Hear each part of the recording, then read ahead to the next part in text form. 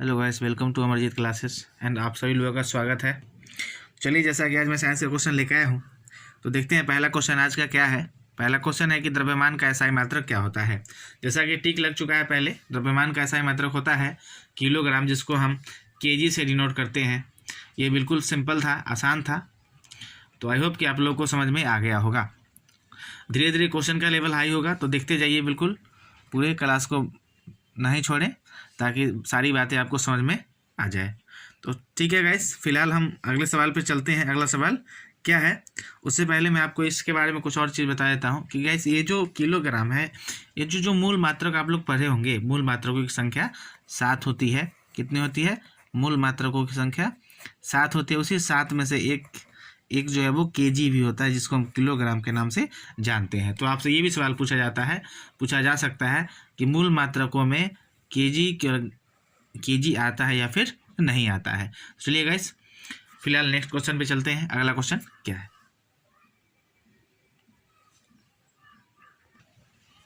चलिए गाइस, हमारा ये दूसरा क्वेश्चन है, और दूसरा क्वेश्चन पढ़ते हैं बिना समय को गवाए हुए।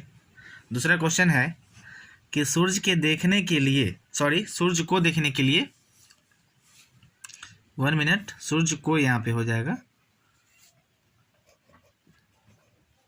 सूर्य को देखने के लिए किस यंत्र का प्रयोग किया जाता है। ऑब्वियसली हम लोग जब सूर्य को देखते हैं तो हेलियोस्कोप का उपयोग करते हैं। किस यंत्र का उपयोग करते हैं? हेलियोस्कोप का। ठीक है, चलिए, तो हेलियोस्कोप एक ऐसा यंत्र है जिसके माध्यम से हम सूर्य को देखने के काम में लाते हैं। ठीक है, और यह एक तरह का आप बोल सकते हैं कि यह एक तरह का माइक्रो यंत्र है। बहुत ज़्यादा बड़ा ये नहीं होता हेलियोस्कोप। तो आई होप कि ये सवाल नया होगा आपके लिए। अगर नया नहीं भी होगा तो काफ़ी इम्पोर्टेंट है ये सवाल कि हम लोग सूर्य को किसके माध्यम से या किस यंत्र के माध्यम से देख पाते हैं। तो गैस, इसका आंसर आपके सामने है, और इसका आंसर है हेलियोस्कोप। राइट। चलिए गैस, अगला क्वेश्चन न्यूमेरिकल टाइप का है। अगला क्वेश्चन हम लोग देखते हैं अगला क्वेश्चन क्या है। तो आई होप कि अगला क्वेश्चन आप लोग को समझ में आ जाएगा। एकदम सिंपल सवाल है, और ये रहा मेरा अगला सवाल। जो कि ये जो सवाल है गाइस, वो बिल्कुल हलवा टाइप का सवाल है। जैसे कि मैं पढ़ता हूँ, आप लोग गौर से सुनिए और देखिए, पूरी क्लास को स्किप मत किया कीजिए ताकि सारी बातें आपको समझ में आ जाए। गाइस, ये जो सवाल है, इस सवाल में कहा गया है कि एक मॉल में कोई व्यक्ति 50 न्यूटन के बल से ट्रॉली को खींचता है, जिससे ट्रॉली 30 मीटर विस्थापित होती है। तो किए गए कार्य का गणना करें। राइट, ये सवाल था मेरा।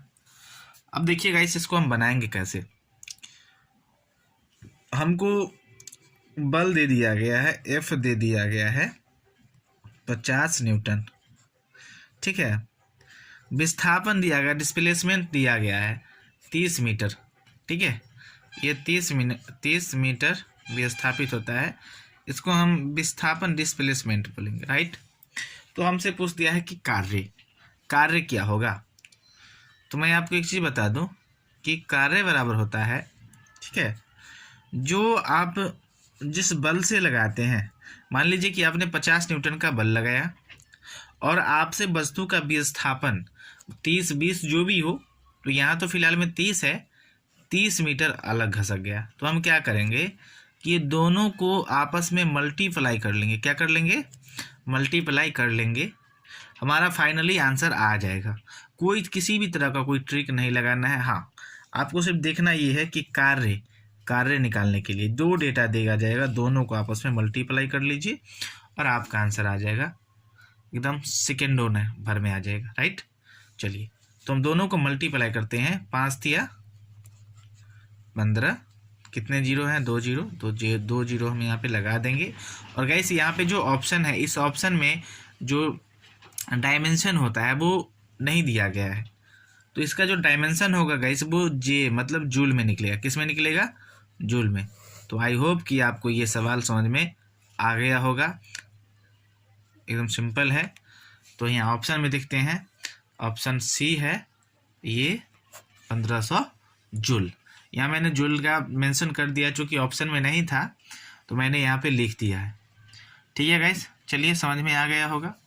फिलहाल हम नेक्स्ट क्वेश्चन पे बढ़ते हैं। अगला क्वेश्चन हमारा क्या है, चलिए हमारा नेक्स्ट सवाल ये है, और सवाल नंबर 4 है ये, कि ऊपर उठाए गए हथौड़े के पास क्या होता है, आई मीन कौन सी ऊर्जा होती है उसके पास। तो आप लोगों ने पढ़ा होगा ऊर्जा के बारे में, ऊर्जा के बारे में पढ़े होंगे तो आपको ये चीज़ जानकारी होगी। गतिज ऊर्जा, स्थितिज ऊर्जा, मांसपेशीय ऊर्जा और यांत्रिक ऊर्जा।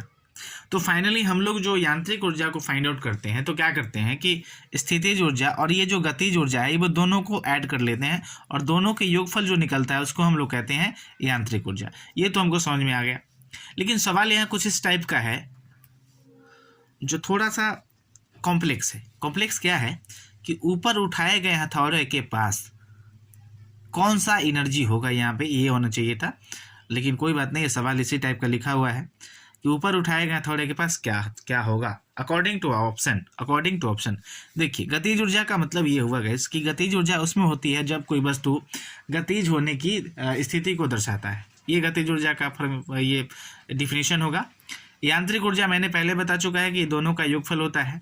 और मांसपेशीय ऊर्जा हम वैसे कहते हैं जहाँ पे बैलगाड़ी को खींचने में उपयोग किया जाता है, तो बैलगाड़ी के द्वारा मांसपेशीय है ना, ये ऊर्जा लगता है। घोड़ा गाड़ी खींचने में ये सब ऊर्जा। लेकिन यहाँ कोई आदमी है जो हथौड़े उठा रहा है, तो फाइनली जो उसके द्वारा जो लगाया गया बल होगा, एनर्जी होगा, वो स्थितिज ऊर्जा होगा। कौन सा होगा? स्थितिज ऊर्जा होगा। तो फाइनली जो हमारा आंसर है गाइस वो आ जाएगा ऑप्शन नंबर डी, स्थितिज ऊर्जा।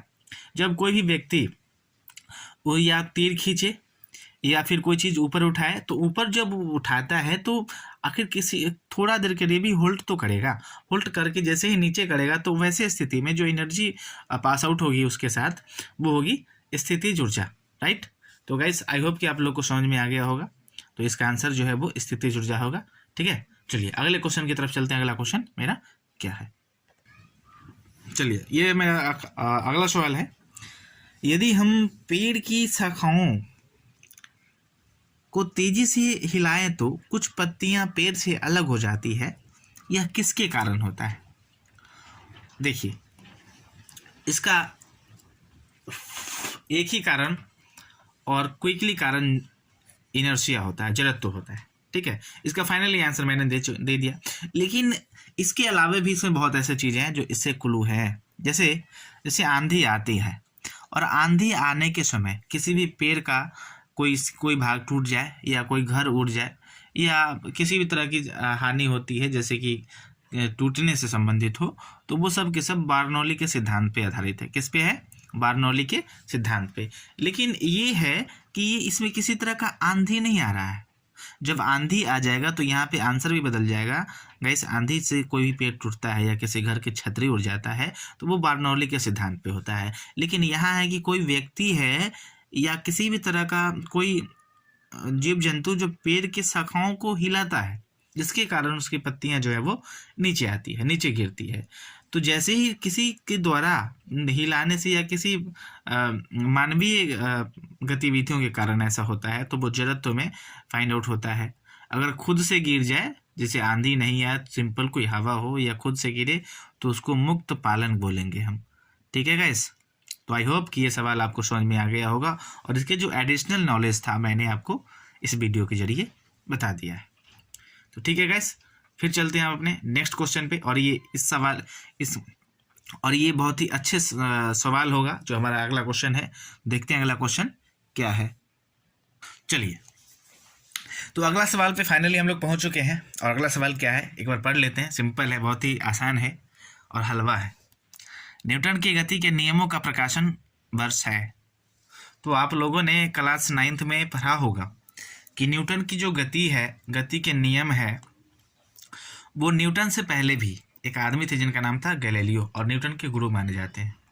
गैलीलियो साहब का ये शुरुआत था, लेकिन उनकी मृत्यु हो जाती है। उन्होंने इस कार्य को पूरा नहीं किया। लेकिन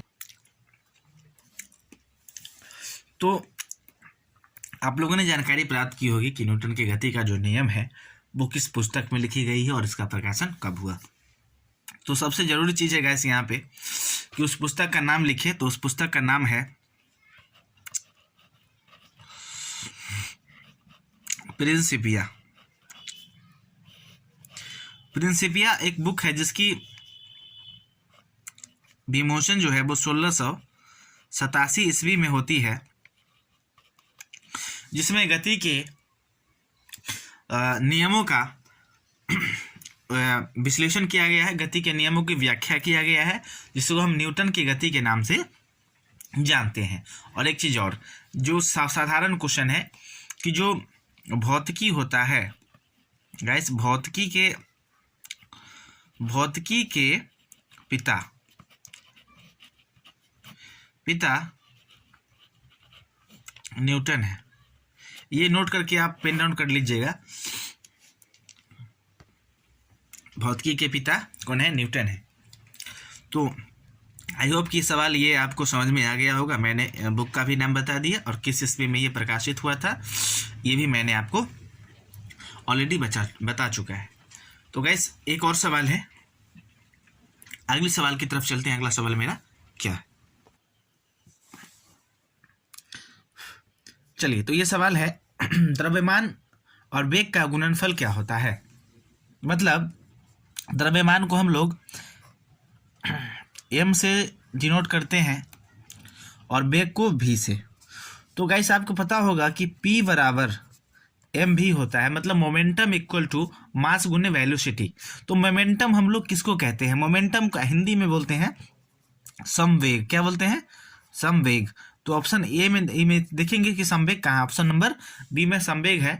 तो जो द्रव्यमान और वेग होता है, वेग का गुणनफल वो समवेग के बराबर होता है। तो मैंने ये भी ट्रिक भी लिख लिया आपको, फार्मूला जो होता है वो, और कौन सा होगा वो आंसर भी मैंने आपको बता दिया है। चलिए गाइस अगले सवाल पे चलते हैं। अगला सवाल अपना क्या है? अगला सवाल ये है गाइस, अगला सवाल है कि एक चालक समान गति से अपनी कार को चलाता है और 60 सेकेंड में 288 मीटर दूरी तय करता है। तो गति क्या होगी? गति का मतलब कि स्पीड क्या होगा, चाल क्या होगा उसका। तो चाल बराबर होता है दूरी बट्टे समय। तो आपको ये पता है कि दूरी इतनी तय की है उन्होंने, दूरी जो उसका है 200, मैं यहाँ भी बना रहा हूँ आपको, दूरी जो है वो 288 मीटर है और ये जो समय है वो 60 सेकेंड का लिया गया है। अगर मैं इसको काटूं तो 4 से काटेंगे तो ये 72 आ जाएगा, ठीक है, और ये 15 आ जाएगा, तो ठीक है, कोई दिक्कत नहीं। चलिए ये आगे, अब इसको मैं बराबर एक और काटूंगा 72। अब ये 72 बट्टे 15 आ गया, तो 15 चौके 60, 15 चौके 60, बच गया कितना? 12। तो 15 आठे 120, तो ये कट के आ जाएगा 4.8 किस में? तो मीटर प्रति सेकेंड में। चाल हमेशा किस में निकलेगा? मीटर प्रति सेकेंड में। तो गाइस हम अब ऑप्शन को देखते हैं कि हमारे किस ऑप्शन में ये ऑप्शन है। अगर है तो ठीक है, नहीं है तो नहीं होगा। चलिए 4.8 मीटर पर सेकेंड। तो गाइस ये जो ऑप्शन नंबर ए है उसमें ये आंसर मैच कर रहा है, मतलब ये इसका जो आंसर होगा वो 4.8 मीटर प्रति सेकेंड होगी। ठीक है गाइस, चलिए तो आज का मेरा ये सवाल था। अगर आप लोगों को मेरा सेशन अच्छा लगा होगा तो लाइक करें, सब्सक्राइब करें। अगर आप मेरे चैनल पे नए हैं तो सब्सक्राइब करें ताकि आपको मेरा सारा नोटिफिकेशन जाता रहे। फिलहाल में इतना ही काफ़ी है, फिर मिलेंगे अगले सेशन के साथ। तब तक के लिए धन्यवाद।